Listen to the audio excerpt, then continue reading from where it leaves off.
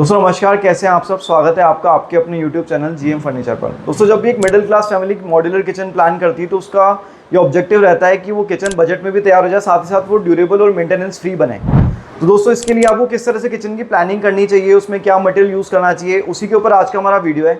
आज हम आपको लाइव शो करने वाले हैं 7x10 फीट के किचन में कि हमने क्या क्या मटेरियल किस तरह से डिज़ाइन करके यूज़ किया है ताकि इसका जो ड्यूरेबिलिटी है वो लाइफ टाइम बनी रहे और इसके अंदर मेंटेनेंस कम से कम आए।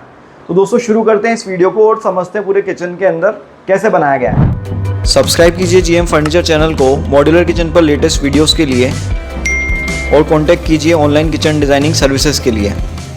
दोस्तों सबसे पहले हम बात करेंगे सबसे इंपॉर्टेंट पार्ट किचन की, यानी कि किचन के बॉटम में जो स्ट्रक्चर बनाया था उसके बारे में। दोस्तों यहाँ पे जो स्ट्रक्चर आप देख रहे हो ये पूरा वाइट मार्बल के अंदर बनाया हुआ स्ट्रक्चर है। अब बेसिकली वाइट मार्बल के स्ट्रक्चर बनाने के लिए क्या करते हैं कि पहले वॉल के अंदर वर्टिकल में ग्रूव्स करे जाते हैं, उसके अंदर मार्बल को फिक्स करके और पार्टीशन खड़े रहे जाते हैं, उसके ऊपर अपना स्ट्रक्चर रखा जाता है। ऐसे में काफ़ी ड्यूरेबल मेथड रहता है क्योंकि किचन सिंक के बॉटम में ही जो है टर्माइट की या फिर जो दीमक आने की प्रॉब्लम है वो सबसे ज़्यादा होती है, क्योंकि यहाँ पे जो सिंक का पाइप है वो जाता है तो ड्रेनेज के कारण से जो पाइप है उसके थ्रू टर्माइट आ जाता है या कई बार फ्लोरिंग से भी आ जाता है। तो अगर आप बॉटम का स्ट्रक्चर अपना मार्बल का बना देते हैं तो आप अपने किचन की ड्यूरेबिलिटी को 2x बना देते हैं ऑटोमेटिकली। तो अगर आप इस तरह का पॉइंट यूज़ करते हैं तो आपका किचन ड्यूरेबल और मेंटेनेंस फ्री रहेगा। दोस्तों सेकंड नंबर पे जो सबसे ज़्यादा स्ट्रेंथ और ड्यूरेबिलिटी हमें चाहिए होती है वो चाहिए होती है काउंटर टॉप के ऊपर। तो दोस्तों यहाँ पे जो काउंटर टॉप काम में लिया गया है ये बेसिकली ब्लैक गैलेक्सी ग्रेनाइट है, जो कि साउथ ग्रेनाइट का एक काउंटर टॉप मटीरियल है। बेसिकली अगर आप क्वार्ट्ज या कोई नैनो वाइट या अदर तरह के काउंटर टॉप लेते हैं तो उतना स्टेन रेजिस्टेंस या उतना हीट रेजिस्टेंस उसके अंदर नहीं आता जितना ब्लैक आपका साउथ ब्लैक जो ग्रेनाइट टॉप आता है उसके ऊपर आता है। तो अगर आप अपने किचन को मेंटेनेंस फ्री प्लान करना चाह रहे हैं तो आप काउंटर टॉप के लिए ग्रेनाइट को ही चुनिए, वो आपका हीट और स्टेन्स को हमेशा रेजिस्ट करेगा और हमेशा नया का नया बना रहेगा। दोस्तों तीसरे नंबर पे बात आती है बैकस्प्लैश टाइलिंग के बारे में। दोस्तों बेसिकली अगर आप यहाँ पे थोड़ा ध्यान से देखोगे तो यहाँ पे 3 इंच का नीचे स्कर्टिंग पहले बनाया गया बैकस्प्लैश में, जो कि काउंटर टॉप मटीरियल का है। उसके ऊपर से आपका टाइलिंग स्टार्ट है जो कि वाइट कलर में दिया गया है। अब बेसिकली होता क्या है, जब भी हम कुछ सामान खाना वगैरह बनाते हैं तो टकराने के चांस इसी एरिया में रहता है। तो अगर आप इसको ग्रेनाइट फॉर्म में बना देंगे तो आपकी जो है टाइल की ड्यूरेबिलिटी बढ़ जाएगी। साथ ही आपको उसको वॉल को प्लेन नहीं छोड़ना चाहिए, हमेशा इसके ऊपर टाइलिंग कर देनी चाहिए। ऐसा करने से क्या होता है, जो भी ऑयल स्प्लैशेस वगैरह कभी कभी दीवार को गंदा कर देते हैं वो अपन ईजिली टाइल होने से क्लीन कर सकते हैं। तो बैकस्प्लैशेस के ऊपर टाइल लगाने से आपकी किचन जो है वो मेंटेनेंस फ्री बनी रहेगी। दोस्तों नेक्स्ट बात करेंगे कारकेस यानी कि कैबिनेट के बारे में। दोस्तों ये जो कैबिनेट बनाया गया है बेसिकली 18 mm प्लाईवुड का बनाया गया है, जो कि 710 ग्रेड यानी कि मरीन ग्रेड की प्लाईवुड यूज़ करके बनाया गया है। अब इसको बनाने में आपको एक तो बेस मटेरियल का ध्यान रखना है। मैंने बताया आपको प्लाईवुड 710 या HDHMR एक्शन ऐसा का आप यूज़ कर सकते हो या ग्रीन का या सेंचुरी का यूज़ कर सकते हो। आपको MDF या पार्टिकल वुड यूज़ नहीं करना है। अगर कोर मटेरियल स्ट्रॉन्ग नहीं होगा तो आपकी किचन की मेंटेनेंस ड्यूरेबिलिटी कम रहेगी।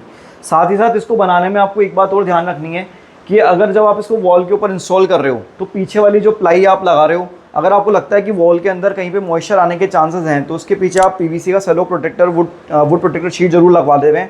अगर आपको लगता है कि नॉर्मल है तो भी आप दोनों साइड लैमिनेट जरूर लगाएं, मतलब प्लाई के दोनों तरफ लैमिनेट होनी चाहिए, चाहे वो पीछे वाली प्लाई हो। साथ ही साथ एक इंपॉर्टेंट पॉइंट ध्यान देने वाला ये है कि आप यहाँ पे देख रहे हो कारकेस में जो फ्रंट एजेस हैं इसके ऊपर भी एज बेंडिंग टेप लगाई गई है। तो आपको ये बात हमेशा ध्यान रखनी है कि आपका जो कारकेस का इवन जो स्ट्रक्चर का कैबिनेट बनाने के लिए जो आपने यूज़ किया है वहाँ पे भी एज बेंडिंग यूज़ करें, क्योंकि जो एजेस रहती है अगर वो ओपन रहेंगी तो वहीं से मॉइस्चर जाता है, वहीं से आपका प्लाईवुड जो है वो धीरे धीरे ख़राब होने लगता है। तो अगर आप मेंटेनेंस फ्री किचन चाह रहे हैं तो ऑल साइड लैमिनेट लगाने का ध्यान रखें और एज बेंडिंग जरूर करवाएं। दोस्तों नेक्स्ट बात आ जाती है फ्रंट फिनिश यानी कि फ्रंट शटर जो हमने बनाए यानी कि पल्लू के बारे में। दोस्तों ये जो शटर्स रहते हैं ये आपको कैसे बनाने चाहिए उसके बारे में बात कर लेते हैं। दोस्तों ये शटर्स आप जो बना रहे हो उसको भी आपको या तो आप प्लाईवुड 710 ग्रेड में बनाइए या फिर आप HDHMR बना सकते हैं, लेकिन इस पर भी ध्यान रखने वाली बात ये है कि आपको जो अंदर मटेरियल है वो अच्छा क्वालिटी का अच्छे ब्रांड का काम में लेना है। साथ ही साथ आपको जो फ्रंट फिनिश है वो अपने यहाँ पे 1 mm का मरीनो का लैमिनेट लगाया जो कि कैपेचिनो कलर के अंदर लगाया हुआ है। आप इसी तरह से कोई अच्छे ब्रांड का लैमिनेट यूज़ करें, 1 mm थिकनेस कम से कम यूज़ करें। बाकी भी जो ग्लास आता है, एक्रेलिक आता है या बाकी जो मटेरियल आते हैं वो लैमिनेट के कंपेयर में उतना ड्यूरेबल या उतना स्क्रैच प्रूफ नहीं होते जितना लैमिनेट रहता है। तो अगर आप बजट में प्लान कर रहे हो और मेंटेनेंस फ्री प्लान कर रहे हैं तो लैमिनेट को चुनिए। साथ ही साथ शटर का जो बेस मटेरियल या तो HDHMR ले सकते हैं या फिर प्लाईवुड ले सकते हैं। इसके अंदर भी 2 बातें आपको अगेन ध्यान रखने वाली वो है कि यहाँ पे भी आप एज बेंडिंग जरूर लगवाएं जो एजेस है उसको स्मूथ रखने के लिए, और साथ ही साथ जो पीछे की साइड में भी बैलेंसर शीट यानी कि पीछे की साइड में भी एक लैमिनेट जरूर दें, मतलब शटर के दोनों तरफ लैमिनेट लगाएं।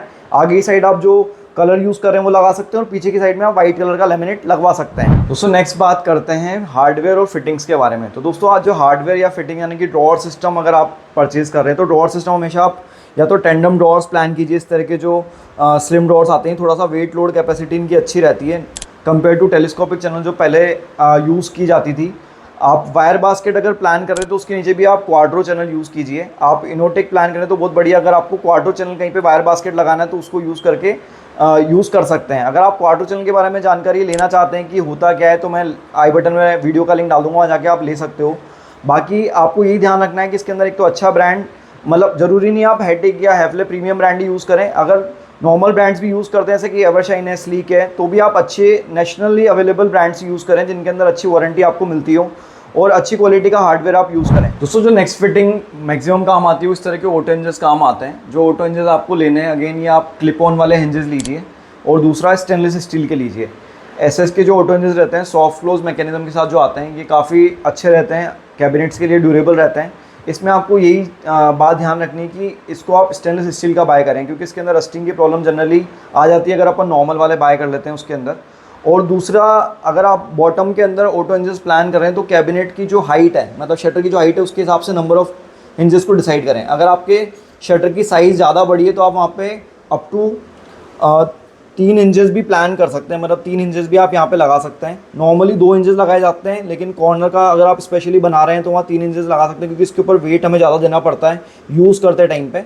तो ये बात आप ध्यान रख सकते हैं हार्डवेयर फिटिंग्स के लिए। दोस्तों मेंटेनेंस फ्री और ड्यूरेबल किचन में आप कोशिश करें कि जितना हो सके ओपनेबल वाले कैबिनेट प्लान करें। लिफ्टअप्स में जनरली प्रॉब्लम आने के चांसेस ज़्यादा रहते हैं कंपेयर टू नॉर्मल जो ओपनेबल कैबिनेट होते हैं। अगर आप लिफ्टअप प्लान भी कर रहे हैं तो आप जो फ्लैप स्टे या गैस पिस्टन प्लान करने वाले हैं वो अच्छे ब्रांड्स का ही लें, जैसे कि हेटेक हो गया, एप्को हो गया, जिनमें अच्छे ब्रांड में जो लिफ्टअप्स आते हैं वो काफ़ी ड्यूरेबल रहते हैं। साथ ही साथ जो पल्ले की साइज़ है उसका जरूर ध्यान रखें, पल्ला जितना बड़ा है उस हिसाब से आप लिफ्टअप को चुनें, क्योंकि लिफ्टअप में जो एप्को ब्रांड है या हेटेक है उसके अंदर अलग अलग वेट लोड कैपेसिटी के हिसाब से आपके लिफ्टअप्स अवेलेबल रहते हैं, 8 किलो, 10 किलो, 12 किलो। तो आपके पल्ले की साइज़ के अकॉर्डिंग और आप क्या मटेरियल यूज़ करें उसके अकॉर्डिंग आप अप्रोप्रिएट साइज़ का लिफ्टअप चूज़ करना चाहिए। दोस्तों नेक्स्ट बात करेंगे एक दो छोटे छोटे पॉइंट्स के बारे में। दोस्तों एक आप देख रहे हो वेंटिलेशन ग्रिल यहाँ पे दिया हुआ है, तो वेंटिलेशन ग्रिल जो यहाँ पे दिया हुआ है बेसिकली आप देख रहे हो सिंक वाला कैबिनेट है। सिंक वाले कैबिनेट में वेंटिलेशन ग्रिल देने का बेनिफिट ये होता है कि जो सिंक के नीचे का पाइप है उससे जो मॉइस्चर निकलता है वो बाहर निकल जाता है ग्रिल्स के थ्रू। अगर वो मॉइस्चर बाहर नहीं निकलेगा तो उसके अंदर चांसेस रहते हैं कि वो ऑटो हिंजेस के ऊपर जंग लगा देता है, चाहे अपन एसएस की भी हिंजेस यूज़ करें तब भी उसमें टाइम के साथ में जंग आ जाती है। इसलिए इस तरह के वेंटिलेशन ग्रिल आपको जरूर देने चाहिए जहाँ पे मॉइस्चर का चांस है, जैसे कि आपका सिंक का कैबिनेट हो गया उसके वहाँ पे आपको जरूर प्लान करना चाहिए। साथ ही साथ अगर आप सिलेंडर अपने किचन में रखने वाले हैं तो वहाँ पे भी आप वेंटिलेशन ग्रिल का प्रोविजन दे सकते हैं। दूसरे किचन सिंक से रिलेटेड इंपॉर्टेंट मेंटेनेंस फ्री रखने के लिए पॉइंट ये है कि आपको जो सिंक का ड्रेन पाइप है वो आप कोशिश करें कि इस तरह से सीधा दें, मतलब बॉटल ट्रैप वाला ना बनाएं। अगर आप बॉटल ट्रैप में सिंक का जो है वो देंगे पाइप तो उसके अंदर ज़्यादा चांसेस रहते हैं कि आपको मेंटेनेंस करनी पड़ेगी, और उसके अंदर उसकी जो रिपेयरिंग है वो भी थोड़ी टिपिकल रहती है, उसमें कचरा फंसने के चांसेस ज़्यादा रहता है। तो क्योंकि सिंक के अंदर काफ़ी तरह का कचरा जाता है खाने के साथ में, तो इसलिए आप कोशिश करें कि वहाँ पे सीधा पाइप ही नीचे उतारें, उसको बॉटल ट्रैप सिस्टम में अवॉइड करें। दोस्तों अब बात कर लेते हैं कुछ छोटे छोटे 3-4 इंस्टॉलेशन रिलेटेड पॉइंट्स के बारे में। दोस्तों जब कारपेंटर किचन इंस्टॉल कराए तो आपको 3-4 बातें जरूर चेक कर लेनी चाहिए।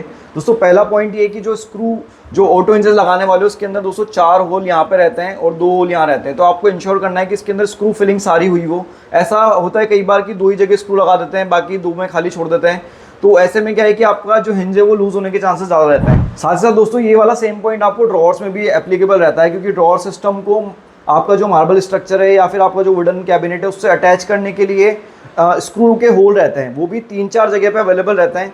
तो आपको कोशिश करनी की जितना मैक्सिमम नंबर ऑफ 3 से 4 जगह कम से कम जो है होल के ऊपर आप स्क्रू से उसको कनेक्ट कर दें। अदरवाइज उसके अंदर लूज, अगर एक आध स्क्रू भी लूज हो गया तो आपकी ड्रॉअर जो है वो निकल के आ जाएगी। ये बात हमेशा इंस्टॉलेशन के अंदर हमें ध्यान रखनी चाहिए। दोस्तों एक और इम्पॉर्टेंट बात है वो ये है कि अगर आप हैंडल्स यूज़ कर रहे हैं इस तरह से जी प्रोफाइल वाले, तो आप इसको फैक्ट्री में ही फिनिश करवाएं, फैक्ट्री में ही लगवाएं, क्योंकि जो हैंडल रहता है इसको लगाने के लिए पहले ग्रू किया जाता है शटर के एजेस के ऊपर और उसके ऊपर से हैंडल लगाया जाता है। अब ऐसे में अगर अपन इसको कारपेंटर से इंस्टॉल करवाते हैं तो कभी कभी इसके अंदर प्रॉब्लम आने के चांस रहते हैं। अगर आप अपना किचन कारपेंटर से इंस्टॉल करवा रहे हैं तो आप उसके अंदर बैक से लगने वाला एज प्रोफाइल हैंडल काम में लें, जिसमें बैक स्क्रूइंग होती है। इसके अंदर हैंडल के अंदर एक ऑप्शन कैबिनेट हैंडल का भी आता है जिसके अंदर हैंडल स्क्रू लगते हैं। आप उसको भी अवॉइड करें, क्योंकि उसके अंदर भी समय के साथ में अगर आप उसको ज़्यादा खींचते हैं या लगाते हैं, बार बार खोलने का काम पड़ता है तो वो ख़राब हो जाता है। तो आप बैक से लगने वाला जो हैंडल स्क्रू होता है वही काम में लें। अपने किचन के अंदर अगर कारपेंटर से बनवा रहे हैं या एच प्रोफाइल लें, और अगर आप फैक्ट्री फिनिश करवा रहे हैं तो आप जी प्रोफाइल या अदर तरह के प्रोफाइल हैंडल्स काम में ले सकते हैं। दोस्तों, इस वीडियो के अंदर आपको सारे पॉइंट समझ में आ गए होंगे कि इस तरह से अपने किचन को मेंटेनेंस फ्री और ड्यूरेबल बनाने के लिए क्या क्या बातें ध्यान रखनी चाहिए। अगर आपका कोई भी डाउट है तो मुझे कमेंट करके बताएं। साथ ही हमने हर एक टॉपिक के ऊपर डिटेल में वीडियो हमारे चैनल के ऊपर डाला हुआ है, चाहे वो लैमिनेट सिलेक्शन हो, चाहे वो हैंडल सिलेक्शन हो, चाहे आपका बेस मटेरियल हो या फिर काउंटर टॉप मटेरियल हो।